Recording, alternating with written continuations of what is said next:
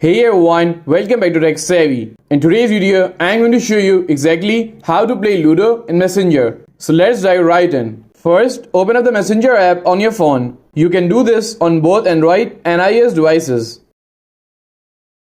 Okay, so once you're here, open a chat with any friend. Okay, so now tap on the four-dot menu icon at the bottom left of the chat screen. This will open up a menu with different options. Simply tap on Play Games option. Okay, so now scroll through the list of games until you find Ludo. And if you don't find it, simply open up the Facebook app on your phone. And now tap on the search icon right here. And now type in the Ludo game you wanted to play.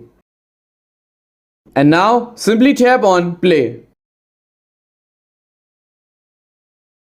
And that's it. If you found this video helpful, please give it a thumbs up and don't forget to subscribe to Tech Savvy for more helpful content. And I will see you in the next video. Thanks for watching.